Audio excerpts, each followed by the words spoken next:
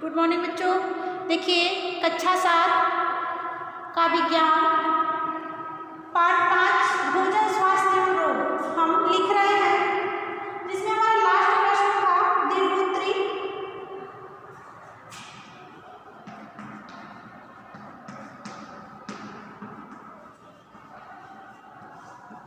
दीर्घोत्तरी प्रश्न हम लास्ट प्रश्न लिख रहे थे, जिसमें हम थोड़ा सा लिख भी चुके थे।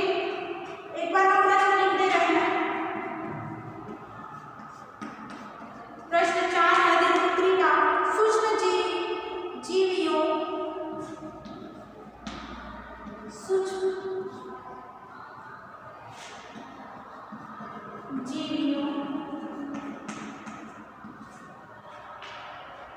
से उत्पन्न विभिन्न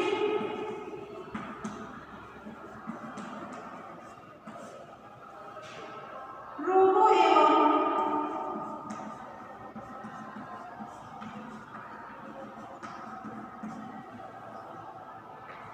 उनके कुप्रभावों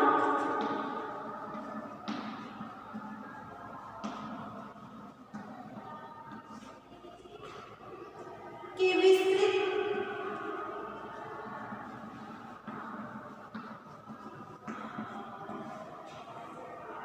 चर्चा उदाहरण सहित कीजिए।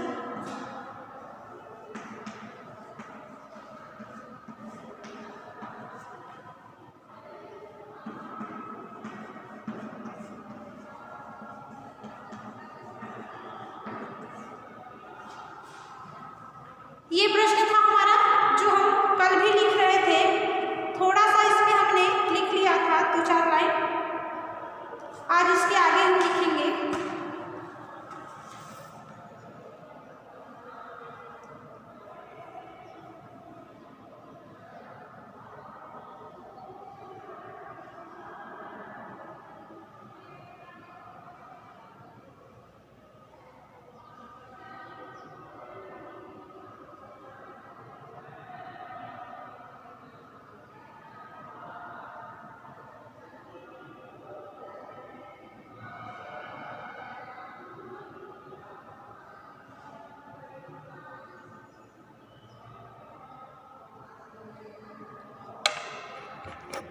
चलिए, जहां तक आपने लिखा है उसी के नीचे से लिखिएगा। जहां से आपने लिखा है उसी के नीचे से लिखिएगा। कल वाला आपने लिखा हुआ है, उसके नीचे से लिखना है इसे। तो विषाणुओं से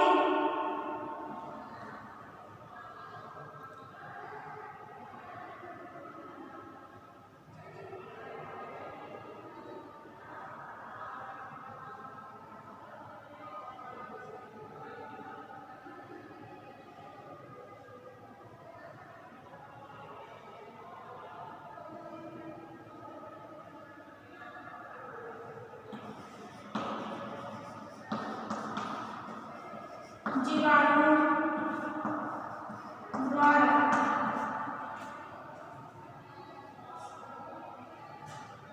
हैजा क्षय रोग निमोनिया, हैजा क्षय रोग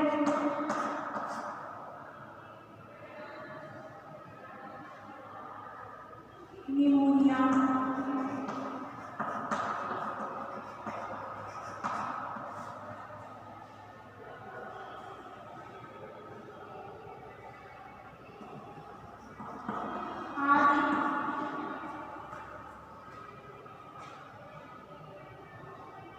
रोग फैलते हैं।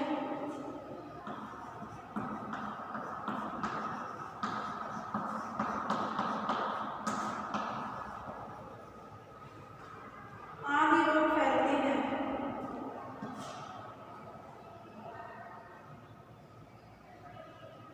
एक प्रकार के जीवाणु किसी एक ही रोग का कारण होता है।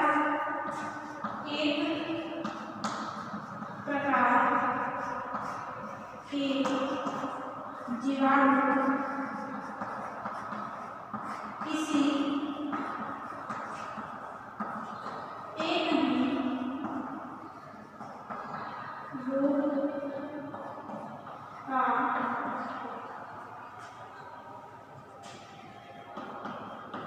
कारण होता है।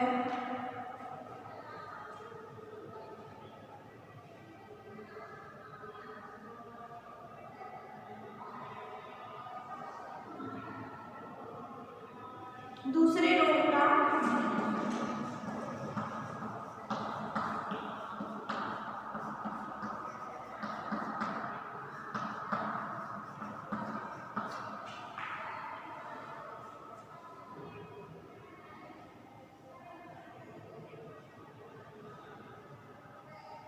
फिर है विषाणुओं से जुकाम, रेबीज, पोलियो, डेंगू, चेचक आदि रोग फैलते हैं। दूसरा लिखेंगे नीचे से विषाणु से जुकाम, रेबीज, पोलियो,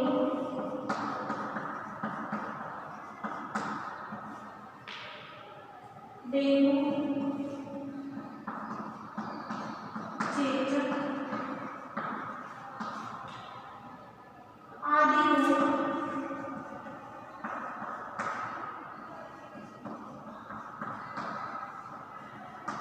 फैलते हैं।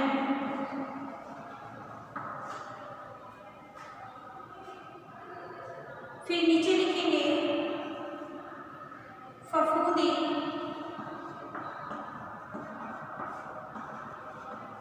के कारण त्वचा रोग,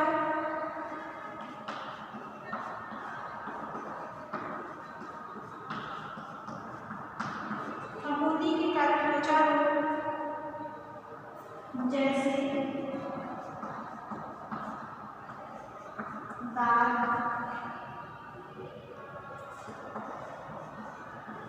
खुजली,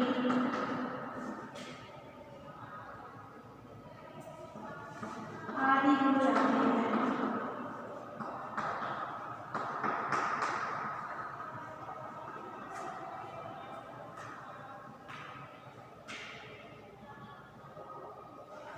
फिर लिखेंगे प्रोटोजोआ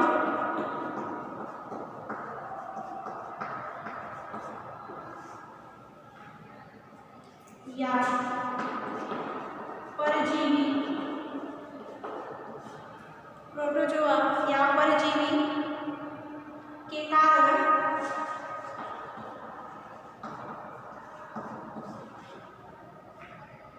पेचिस, मलेरिया आदि रोग होते हैं।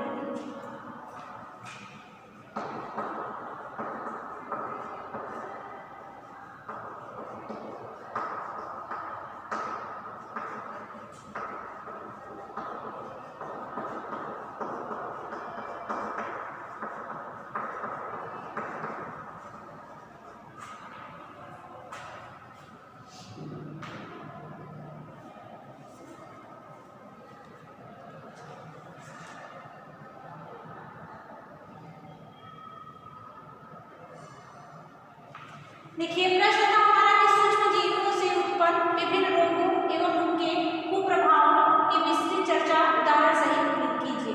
तो है आपका जीवाणुओं द्वारा हमने थोड़ा सा 2-4 लाइन इसमें हम कल लिखवा चुके हैं, उसी के नीचे लिखना है आपको। आज जो हम लिखवाए हैं वो पढ़ रहे हैं। देखिए जीवाणुओं द्वारा हैजा रोग, निमोनिया आदि रोग फैलते हैं। एक प्रकार के जीवाणु एक ही रोग का कारण होता है, दूसरे रोग का नहीं। चाहे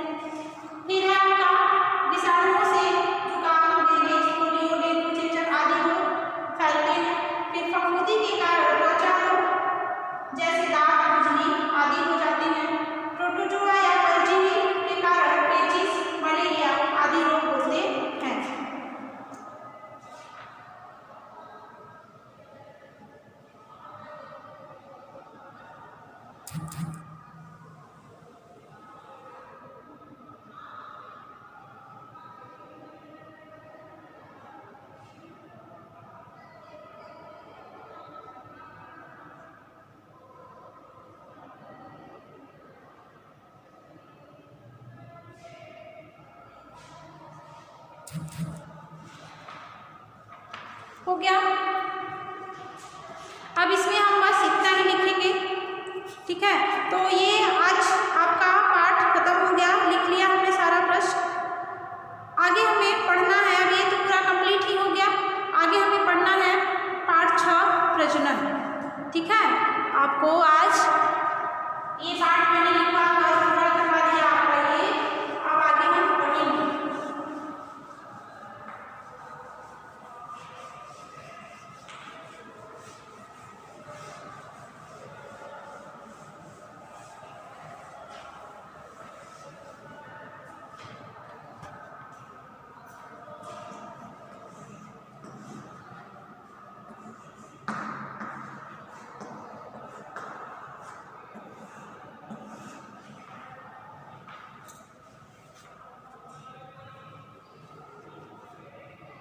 देखिए लिखा है कि जीवों में अपने समान जीवों को जन्म देने की क्रिया प्रजनन कहलाती है। यदि आपसे पूछा जाए कि प्रजनन किसे कहते हैं, तो जीवों में अपने समान ही, जीवों में अपने समान ही दूसरे जीव को जन्म देने की क्रिया को प्रजनन कहते हैं। जैसे मनुष्य है तो मनुष्य को ही जन्म देता है, ठीक है। जैसे कुत्ता है तो उससे कुत्ते का ही बच्चा होता है। तो इस तरह से अपने समान ही जीवों को जन्म देना ही क्या कहलाता है, प्रजनन। सजीवों की यह एक अत्यंत महत्वपूर्ण विशेषता है। हम जब सजीव और निर्जीव की विशेषता पढ़ रहे थे तो उसमें हमने पढ़ा था सजीवों में कि सजीवों में प्रजनन होता है। यह उनकी मतलब उनकी किसकी, सजीवों की प्रमुख विशेषता है। प्रजनन के प्रमुख उद्देश्य अपनी प्रजाति की निरंतरता को बनाए रखना तथा उसकी जनसंख्या में वृद्धि करना। प्रजनन की क्रिया में कोशिकाओं, ऊतकों तथा अंगों की वृद्धि तथा विकास भी सम्मिलित होते हैं। अब देखिए प्रजनन का मुख्य उद्देश्य क्या है, जो उनकी जाति प्रजाति है उसमें निरंतरता वृद्धि बनाए रखना, जनसंख्या को बनाए रखना। प्रजनन की क्रिया में कोशिकाओं, ऊतकों तथा अंगों की वृद्धि तथा विकास भी सम्मिलित होती है। हमारे अंगों का विकास, ऊतकों का विकास, कोशिकाओं का विकास प्रजनन के अंतर्गत ही आता है। जैसे हाइड्रा, ईस्ट तथा प्याज जैसे कुछ जीव अपने जनक जीव से किसी भी भाग से उत्पन्न हो जाते हैं। जैसे हाइड्रा है, ईस्ट है, प्याज है। कह रहा है कि ये इन सब का कोई भी भाग हम लगा देते हैं तो उनसे हमें नया पौधा मिल जाता है। जबकि कुछ जीव अंडों से निकलकर वृद्धि करते हैं, परंतु कुत्ता, बिल्ली, शेर, चीता तथा मनुष्य आदि पूर्ण विकसित शिशुओं को जन्म देते हैं।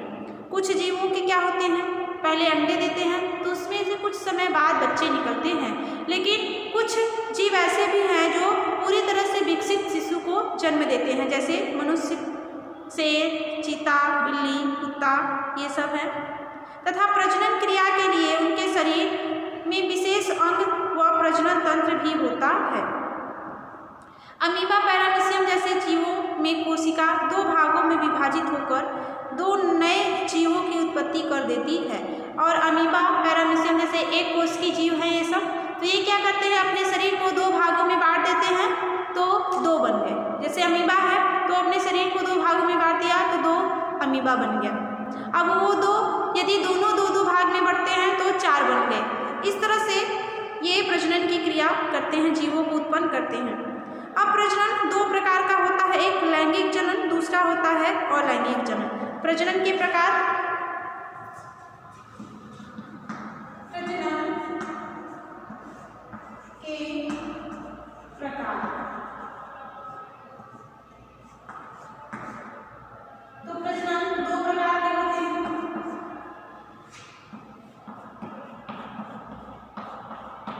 लैंगिक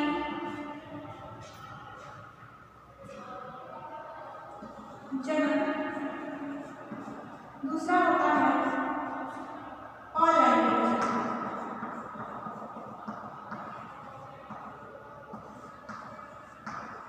लैंगिक जनन और अलैंगिक जनन। अब हम पढ़ेंगे क्या, अलैंगिक जनन। पहला हमें पढ़ना है अलैंगिक जनन।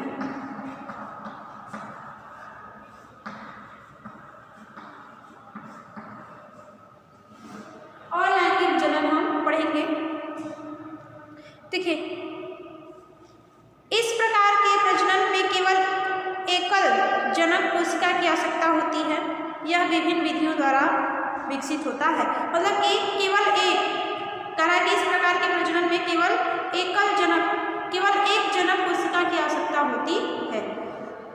और लैंगिक प्रजनन के गुण केवल एक ही जनक व्यक्ति का होना, जनन कोशिकाएं नहीं होती हैं, इसमें जो जनन कोशिका होती है वो अलग से नहीं होती है, जन्म दर तेज होती है, कोशिकाओं के विभाजन होता है, कोशिकाओं का क्या होता है, विभाजन होता है। अब पहला पॉइंट है इसमें आपका संयुग्मन। पहला पॉइंट है इसमें संयुग्मन।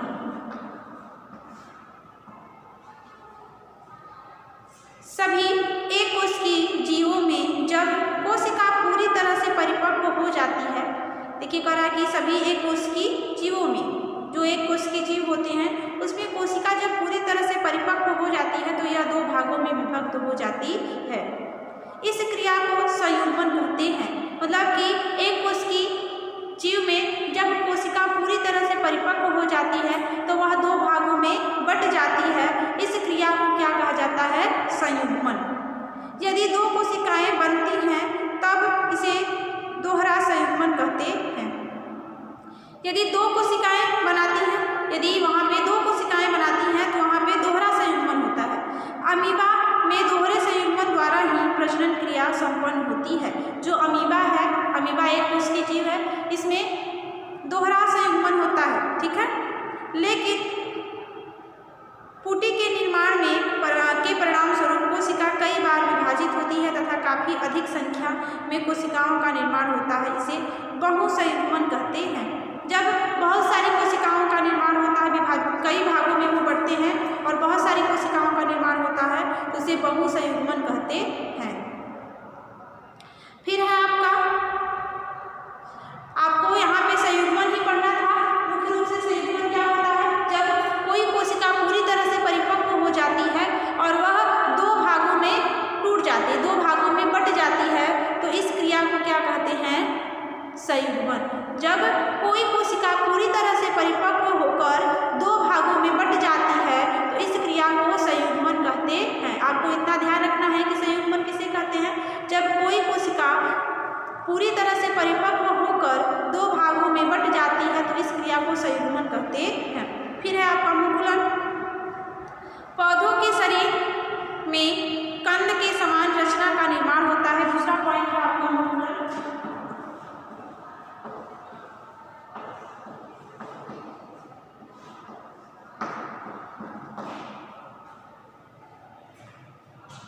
पौधों के शरीर में कंद के समान रचना का निर्माण होता है जो कली या मुकुल के नाम से जानी जाती है। केंद्रक के विभाजन होने पर यह एक केंद्रक कलिका या मुकुल में चला जाता है, तब मुकुल से पृथक हो जाती है तथा आकार में वृद्धि करके एक नवीन पौधों को जन्म देती है। हाइड्रा एवं इष्ट मुकुलन द्वारा प्रजनन क्रिया के प्रमुख उदाहरण है। देखिए फिर से इसको देखते हैं। कह रहा है कि पौधों के शरीर में कंद के समान एक रचना का निर्माण होता है। कंद के समान पौधों के शरीर में क्या होता है, एक रचना बनती है जो कली या मुकुल के नाम से जानी जाती है, जिसे हम क्या कहते हैं, कली। कली आप देखे होंगे पौधों में कली, तो वो वैसी पहले संरचना बनती है। फिर केंद्रक के विभाजन होने पर जो केंद्रक उसमें होता है वो क्या होता है, विभाजित होता है, जो एक केंद्रक कलिका या मुकुल में चला जाता है, तब मुकुल से पृथक हो जाती है तथा आकार में वृद्धि करके एक नवीन पौधे को जन्म देती है। इस तरह से जब नवीन पौधे को जन्म देती है तो यहाँ पे यह मुकुलन क्रिया द्वारा क्या हो रहा है, प्रजनन हुआ है। तो हाइड्रा और इष्ट में मुकुलन द्वारा ही क्या, हाइड्रा और इष्ट ये जो पौधे हैं इसमें क्या होता है, मुकुलन द्वारा ही प्रजनन होता है। फिर है आपका विखंडन। तीसरा हमें पढ़ना है इसमें विखंडन।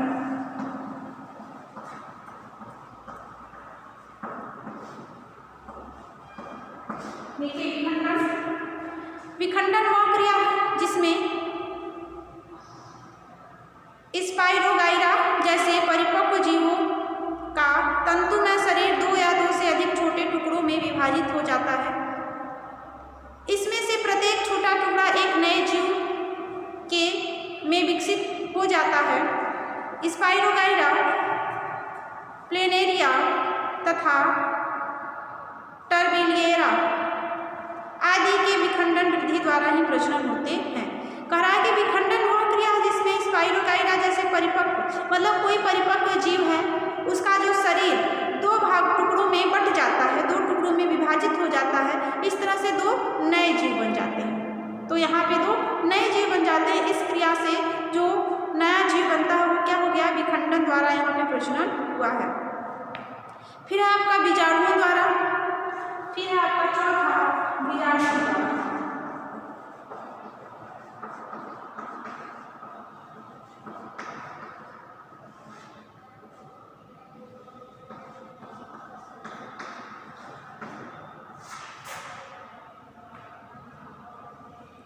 देखिए ताप, नमी, भोजन, जल आदि प्रतिकूल जलवायु परिस्थितियों में फफूंद, शैवाल, जीवाणु, इष्ट तथा फर्म जैसे निम्न श्रेणी के पौधे कुछ विशेष प्रकार की जनन संरचनाएं उत्पन्न करते हैं जिन्हें बीजाणु कहते हैं।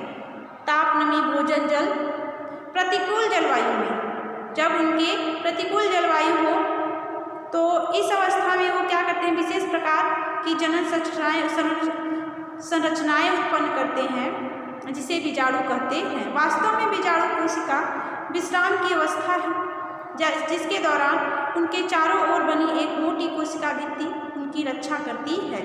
कहा कि वास्तव में ये बीजाणु कोशिका क्या है, उनके विश्राम करने की अवस्था है। जब वो विश्राम करते हैं उसी दौरान उनके चारों ओर बनी एक मोटी कोशिका की भित्ति, चारों ओर बनी कोशिका की जो परत होती है उनकी रक्षा करती है। अब है अनुकूल परिस्थितियां आने पर बीजाणु अंकुरित होकर नए जीव उत्पन्न करते हैं। और अनुकूल जब परिस्थितियां उनके अनुकूल जब परिस्थितियां मिलती हैं तो जो बीजाणु होते हैं क्या करते हैं, नए पौधे का निर्माण करते हैं, नए जीव का निर्माण करते हैं।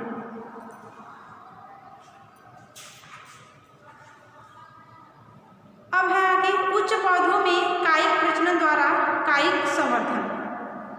अब देखिए कायिक प्रजनन क्या है, यह वह प्रक्रिया है जिसमें प्रजनन अंगों की सहायता के बिना पौधे अपनी जड़ों, तनों तथा पत्तियां जैसे भागों से नए पौधे उत्पन्न कर देते हैं।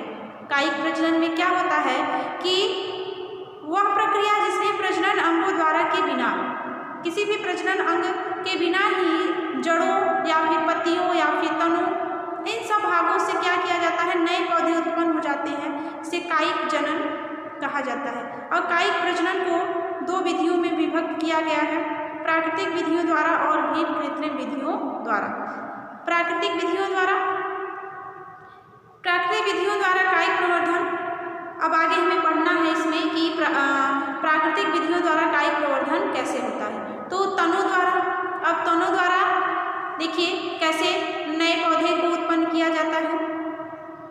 तो शकरकंद या पुदीना जैसे कुछ पौधे के तने में कलिकाएं विकसित हो जाती हैं। कलिका युक्त यह तना अनुकूल परिस्थितियों में कायिक प्रवर्धन के अंग की भांति कार्य करता है। देखिए कुछ पौधों के तने हम खुद ही प्रयोग करते हैं कि कुछ पौधों के जो तने होते हैं उसको हम यदि लगा देते हैं तो उनसे हमें नए पौधे मिल जाते हैं, जैसे पुदीना हो गया, ठीक है। तो पुदीना को क्या, छोटे छोटे जो उनकी टहनियाँ होती हैं उन्हीं को हम यदि मिट्टी में लगा देते हैं तो हम देखते हैं कि हमें वहाँ पर नए पौधे मिल जाते हैं। तो इस प्रकार का जो ये यहाँ पे प्रजनन हुआ है उसे हम कायिक प्रवर्धन के अंतर्गत तनों द्वारा प्रजनन कहते हैं। फिर है आपका प्रकंद।